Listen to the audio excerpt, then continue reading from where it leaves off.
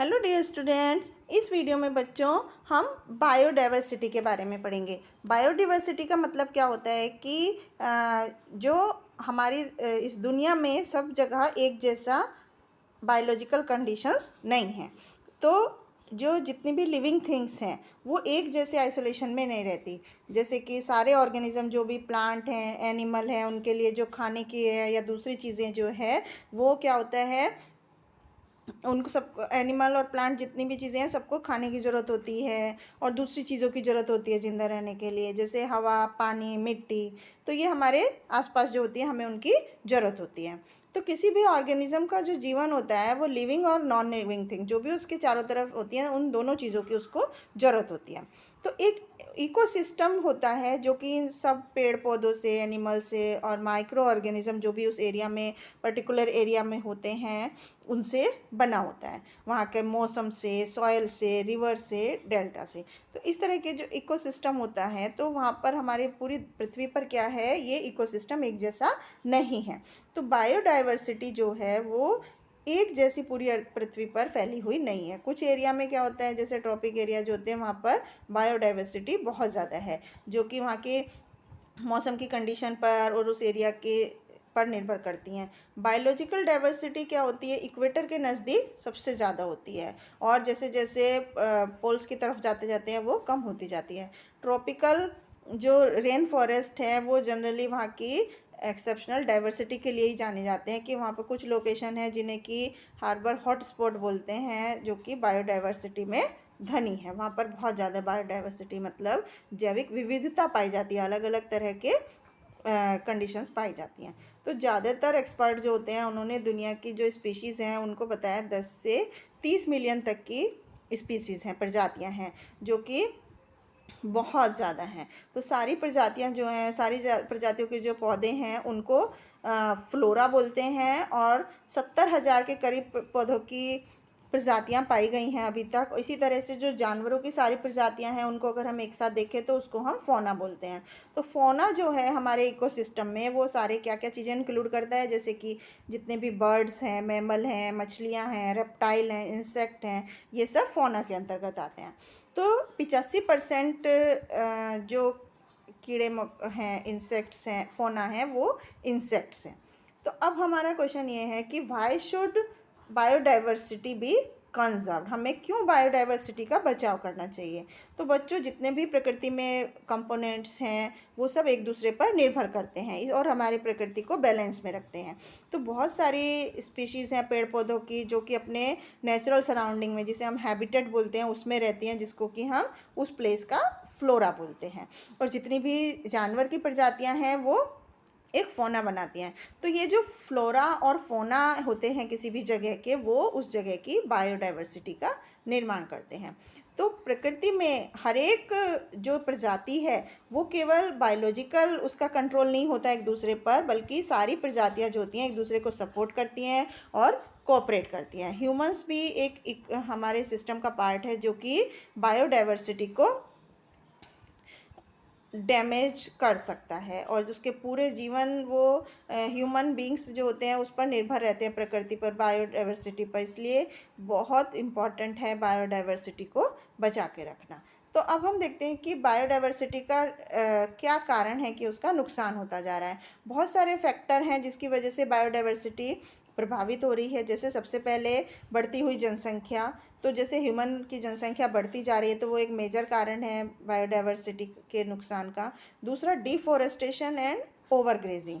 Deforestation मतलब पेड़ों को काटा जा रहा है कंस्ट्रक्शन वर्क के लिए। जनसंख्या बढ़ी है तो उनका रहने के लिए जगह चाहिए, खेती के लिए ज़्यादा जगह चाहिए, इंडस्ट्री की ज़्यादा जगह चाहिए, और ओवरग्रेजिंग के लिए उनके जानवरों की जनसंख्या बढ़ने की वजह से ओवरग्रेजिंग के लिए जगह चाहिए। तो इस तरह से ये जो चीज़ें हैं बायोडाइवर्सिटी को नुकसान पहुंचाती हैं।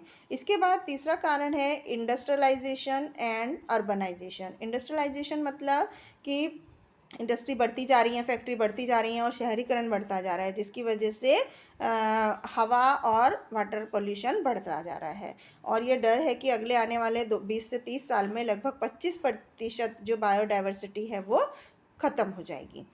इसके बाद नेक्स्ट कारण है पॉइजनिंग ऑफ बायोडाइवर्सिटी, कि कौन कौन सी चीज़ें जो हैं वो हमारे जैविक विविधता में जहर का काम कर रही हैं। जैसे कि घरों का, खेती का, फैक्ट्रियों का बहुत ज़्यादा जो वेस्ट है वो हवा को प्रदूषित कर रहा है, पानी को और मिट्टी को भी प्रदूषित कर रहा है, जिसकी वजह से बहुत सारी जैविक विविधता में नुकसान हुआ है। इसके बाद हैबिटेट डिस्ट्रक्शन, मतलब कि बहुत सारे जो इंडस्ट्री बनी है, डिफॉरेस्टेशन हुए हैं, डैम बने हैं, माइंस बनी हैं, तो उनकी वजह से बहुत सारे जो नेचुरल हैबिटेट थे, सराउंडिंग्स थी, वो उनको ख़त्म कर दिया गया है। इसकी वजह से जैविक विविधता बहुत कम हुई है और इसकी वजह से बहुत नुकसान हुआ है। इसके बाद एंडेंजर्ड एनिमल स्पीसीज़ हैं। कुछ प्रजातियां ऐसी हैं जो कि अब हमारे जंगलों के ख़त्म होने की वजह से अभी ख़त्म होने की कंडीशन में हैं, जो कि कुछ हैं जानवर जो एक्सटिंक्ट हो गए हैं। एक्सटिंक्ट मतलब जो अब देखने को हमें नहीं मिलेंगे, और बहुत से ऐसे हैं जो अभी एक्सटिंक्शन के खतरे में हैं, उनको हम एंडेंजर्ड बोलते हैं। तो इस तरह की स्पीशीज़ को, प्रजातियों को 4 भागों में बांटा गया है: एक्सटिंक्ट, एंडेंजर्ड, थ्रेटन और वल्नरेबल। तो एक्सटिंक्ट स्पीसीज़ कौन सी हैं जो अभी पृथ्वी पर नहीं हैं? जैसे कि इंडिया में चीता नहीं है, मॉरिशस में डोडो नहीं है। एंडेंजर्ड स्पीशीज़ वो हैं जो कि अभी खतरे में हैं, जैसे कि सिक्किम स्टैग है, ग्रीन टर्टल है, वल्चर डॉल्फिन है। तो ये कुछ जानवर ऐसे हैं जो कि एक्सटिंक्ट होने की कगार पर हैं। इसके बाद थ्रेटेंड स्पीसीज़ हैं जो कि अभी बहुत ज़्यादा संख्या उनकी कम हो गई है, उनको हम थ्रेटेंड स्पीसीज़ बोलते हैं, और उनके नेचुरल हैबिटेट, जो उनकी नेचुरल जगह है रहने की, वो डिस्टर्ब हो गई हैं, जिसकी वजह से उनका एक्सटिंक्शन पॉसिबल है। इसके बाद IUCN जो है उसने थ्रेटेंड स्पीसीज़ को 3 कैटेगरी में बांटा है। वल्नरेबल स्पीसीज़ होती हैं जो कि प्रकृति में बहुत ही कम हैं और लोकली वो धीरे धीरे ह्यूमंस की एक्टिविटी की वजह से कम होती जा रही हैं। इसके बाद कंजर्वेशन ऑफ वाइल्ड लाइफ, जंगली जीवन को किस तरह को बचाव करना चाहिए। तो बच्चों, जंगली जीवन जो भी पक्षी, जानवर, कीड़े मकोड़े जो जंगल में रहते हैं वो हमारे हेल्दी और बेटर फॉरेस्ट के लिए से जुड़े हुए हैं। तो जंगली जीवन का बचाव बहुत ज़रूरी है उन रेयर प्रजातियों को बचाने के लिए, पेड़ पौधों की, जानवरों की, ताकि वो अपने नेचुरल सराउंडिंग में रह सकें। तो कुछ स्टेप हैं जो कि लिए जाने चाहिए भारत सरकार द्वारा वाइल्ड लाइफ को बचाने के लिए। जैसे कि जानवर और पेड़ पौधे जो हैं उनमें एक बहुत ही मजबूत रिलेशनशिप होता है उनके हैबिटेट के साथ। तो जंगल उनके रहने के लिए बेस्ट नेचुरल हैबिटेट होते हैं, जंगली जीवन। तो इसलिए नेचुरल हैबिटेट को बचाना चाहिए। दूसरा, इलीगल जो शिकार हो रहा है, जानवरों को फंसाया जा रहा है, उसको मनाही होनी चाहिए। तो सरकार को नए नए लॉ बनाने चाहिए, और जो नियमों का पालन नहीं करते हैं उनको सज़ा होनी चाहिए। हंटिंग और जो एंडेंजर्ड एनिमल हैं, जैसे कि लॉयन है, टाइगर है, पीकॉक है, पाइथन है, इन सब के हंटिंग पर रोक लगानी चाहिए, और जो लोग नियम का पालन ना करें उनको सज़ा होनी चाहिए। तो इस तरह से जानवरों का शिकार बहुत मुख्य कारण है हमारे एनवायरनमेंट को डिस्टर्ब करने का। और जो ह्यूमंस हैं वो अपनी ज़रूरतों के लिए, जैसे खाने के लिए, उनके फ़र के लिए, खेल के लिए या फैशन के लिए उनको ख़राब करते जा रहे हैं। तो इसकी वजह से कुछ प्रजातियां विलुप्त हो गई हैं, जैसे कि पिंक हेडेड डक है, वो अभी इंडिया में नहीं देखने को मिलती है। और जो टाइगर की संख्या है, जैसे बस्टर्ड, हॉर्नबिल, पैर्ट्रिज, ये भी कम होती जा रही है। 1600 AD से 400 प्रजातियां पेड़ पौधों की जो हैं वो ख़त्म हो चुकी हैं पृथ्वी पर, और प्रेजेंटली 500 लियोपार्ड बचे हैं सिर्फ हिमालय पे। और सरकार जो है वो नया टाइगर प्रोजेक्ट 1973 में लॉन्च किया, और एलिफेंट प्रोजेक्ट 1984 में। तो सरकार भी को डिस्ट्रिक्ट रूल भी उन्होंने पास किया कि जानवरों को मारने से रोकने के लिए।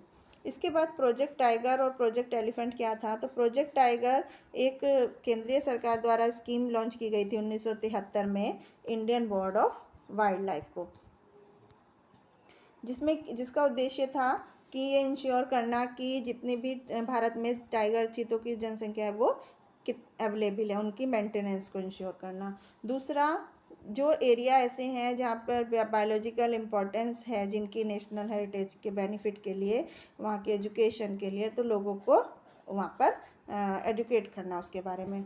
दूसरा मेन एक्टिविटी जो है प्रोजेक्ट एलिफेंट की, वो ये है कि इकोलॉजिकल रिस्टोरेशन जो है नेचुरल हैबिटेट हाथियों के लिए वो होना चाहिए, और साइंटिफिक और प्लांट तरीके से मैनेजमेंट होकर एलिफेंट के जो हैबिटेट हैं, जो उनकी नेचुरल सराउंडिंग है, उनको बचा के रखना चाहिए।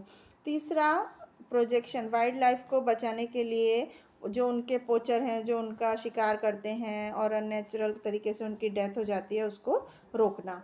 तीसरा प्रोजेक्ट एलिफेंट मैनेजमेंट संबंधित जो इशू हैं उनके बारे में खोजबीन करना, और पब्लिक को इसके बारे में शिक्षित करना, और उनके जानवरों के लिए मेडिकल सुविधाएं उपलब्ध कराना, और जानवरों की खरीद और बेच पर रोक लगाना, जैसे कि टाइगर और पैंथर की खाल को, डायनासोर के हॉर्न, सींग को, फेदर को, फर को, इन सब को जो करा जाता है उसका व्यापार, उस पर पनिशमेंट लगाना सरकार के द्वारा।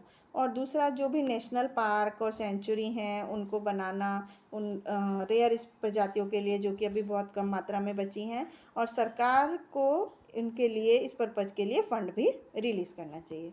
इसके बाद नेशनल पार्क और सेंचुरी।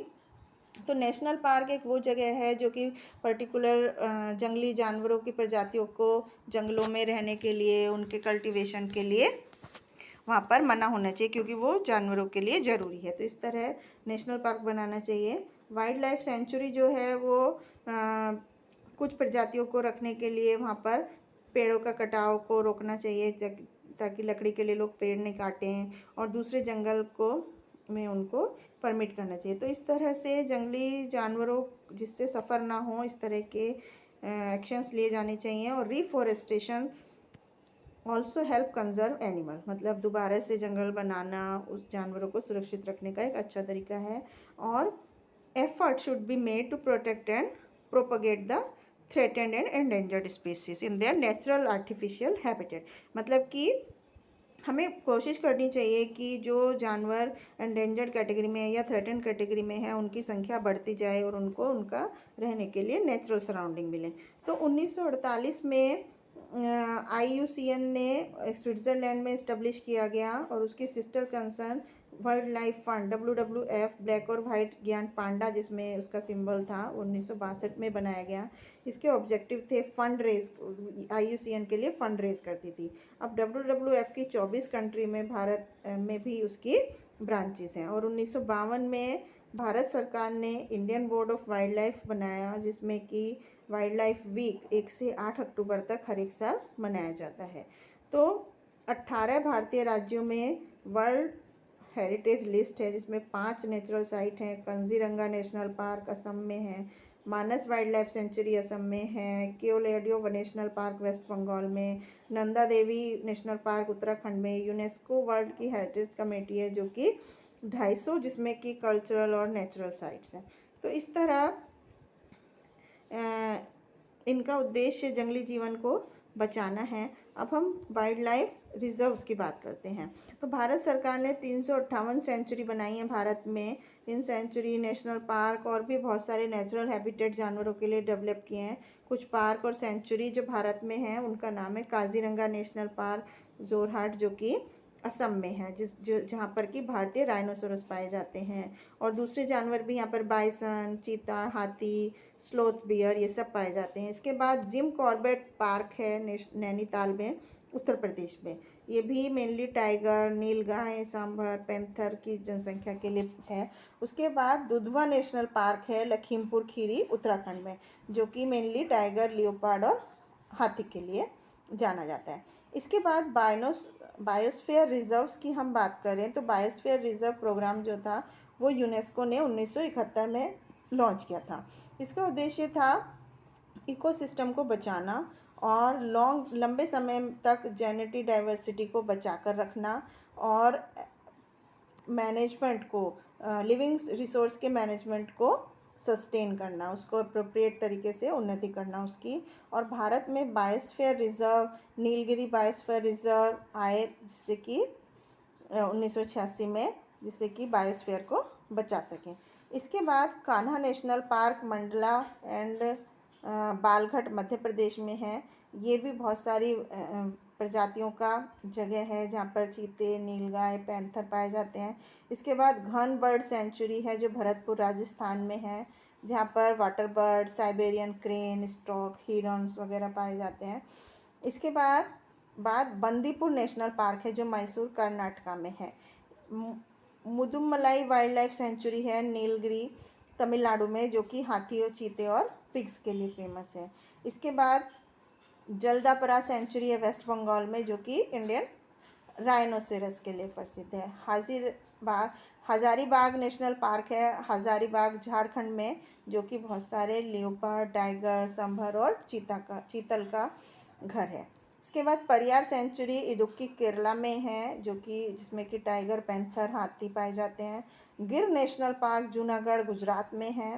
इसके बाद चंद्रप्रभा सेंचुरी वाराणसी उत्तर प्रदेश में है। तो इस तरह से बहुत सारी सेंचुरीज और पार्क बनाए गए हैं, नेशनल पार्क बनाए गए हैं बायोडाइवर्सिटी को बचाने के लिए। अब effects of pollution on biography, कि प्रदूषण का क्या असर है बायोग्राफी पर। पॉल्यूशन हमारे वातावरण को प्रदूषित करता है। जितने भी पेड़ पौधे हैं, जानवर हैं, वो बहुत बुरी तरह से डैमेज हो जाते हैं। अगर पानी में रहने वाले जानवर वाटर पोल्यूशन की वजह से ख़त्म हो जाते हैं। अल्ट्रा वायलेट रेडिएशन जो है सूरज का, वो बहुत हार्मफुल है जीवित लिविंग ऑर्गेनिज्म के लिए जो पृथ्वी पर रहते हैं। ओजोन लेयर की जो ऊपरी एटमॉस्फेयर है वो अल्ट्रा वायलेट रेडिएशन को पृथ्वी पर नहीं पहुंचने देती है। तो इस तरह से ओजोन लेयर जो है वो हमारे लिए शील्ड का काम करती है। लेकिन ये जो खतरनाक अल्ट्रा वायलेट रेस होती हैं, अभी फ्लोरोकार्बन कंपाउंड जो हैं ये एक्सेसिव मात्रा में हमारे उस प्रोटेक्टिव लेयर को कम करते जा रहे हैं, जिसकी वजह से बहुत सारे खाने के सोर्सेज इससे अफेक्ट हुए हैं। पेस्टिसाइड जैसे कि डीडीटी हम यूज़ करते हैं, ये खाने के जो है पेस्टिसाइड की वजह से वो खाना प्रदूषित हो जाता है और हमारी सेहत के लिए नुकसानदायक हो जाता है। तो डीडीटी की वजह से बहुत सारी हेल्थ प्रॉब्लम हो जाती हैं। पक्षियों में एग शेल हैं, उनको तोड़ने के बाद जिसमें से वो बाहर निकलते हैं, उसकी वजह से बर्ड्स की संख्या घटती जा रही है। इसके बाद रेड डाटा बुक के बारे में पढ़ते हैं कि पॉल्यूशन की वजह से बायोलॉजिकल सिस्टम डिस्टर्ब हो रहा है, जिसमें कि नेचुरल रिसोर्स डिस्टर्ब हो रहे हैं। तो IUCN जो international union for conservation of natural resource है, वो एक इंटरनेशनल बॉडी है जो कि हमें सिखाती है कि किस तरह से ग्लोबली हम स्टैचू, फ्लोरा और फोना दोनों को बचा सकते हैं। ये बॉडी जो है अब हमें उसको वर्ल्ड कंजर्वेशन यूनियन में चेंज कर दिया गया है, जो कि एक कैटलॉग है। WCU ने एक कैटलॉग बनाई जिसका नाम रेड डाटा बुक है। इस बुक में सारी जानकारी है थ्रेटेंड प्रजातियों के बारे में, पेड़ पौधों और जानवरों की जितनी भी थ्रेटेंड प्रजातियां हैं, और बहुत सारे रेयर या जो एंडेंजर्ड स्पीसीज़ हैं उनके बारे में इस बुक में जानकारी है। IUCN रेड लिस्ट क्या है? इस लिस्ट का उद्देश्य वो इन्फॉर्मेशन, वो जानकारी देना है जो कि कंजर्वेशन के स्केल पर बहुत ही ज़रूरी है पब्लिक को बताना। तो डेवलपिंग अवेयरनेस, इसका क्या उद्देश्य है कि थ्रेटेंड बायोडाइवर्सिटी जो है उसके बारे में उसकी इम्पोर्टेंस बताना, उसकी जानकारी लोगों को तक पहुंचाना और आइडेंटिफाई करना, डॉक्यूमेंटेशन करना जितनी भी एंडेंजर्ड प्रजातियां हैं, और ग्लोबली एक इंडेक्स बनाना जो कि बायोडाइवर्सिटी घटती जा रही है, और कंजर्वेशन को डिफ़ाइन करना कि लोकली लेवल पर वो कितना इम्पॉर्टेंट है, और एक्शन गाइडिंग ऐसा बचाव के लिए आदेश जारी करना। तो इस तरह से ये बहुत सारी चीज़ें हैं जो हम वाइल्ड लाइफ सेंचुरीज़ को, जो जंगली बायोडाइवर्सिटी है उसको बचाने के लिए किए जा रहे हैं। तो नेचुरल रिसोर्स को बचाने का उद्देश्य है इन्वायरमेंट को बचाना, और जितने जो कि प्लांट, एनिमल्स और दूसरी चीज़ें जो इन रहने के लिए चाहिए फ्यूचर जनरेशन को, वो उनको मिल सकें। बायोडाइवर्सिटी में सभी तरह के जीवन इंक्लूडेड हैं। बायोडाइवर्सिटी का मतलब जेनेटिक चीज़ें बनाना लोगों के लिए, जितने भी कंपोनेंट हैं नेचर के इंडिपेंडेंट हैं और वो एक परफेक्ट बैलेंस में है। तो मेन रीज़न जो है डाइवर्सिटी ख़त्म होने का, वो जनसंख्या में बढ़ना, पेड़ जंगलों का कटना, इंडस्ट्रियलाइजेशन, बायोडाइवर्सिटी में जहर घुलना, ये सब चीज़ें की वजह से बायोडाइवर्सिटी कम होती जा रही है। तो वाइल्ड लाइफ बहुत सारी वाइल्ड लाइफ रिजर्व्स हैं भारत में। टाइगर प्रोजेक्ट, एलिफेंट प्रोजेक्ट, ये केंद्र सरकार ने स्कीम लॉन्च की थी 1973 में।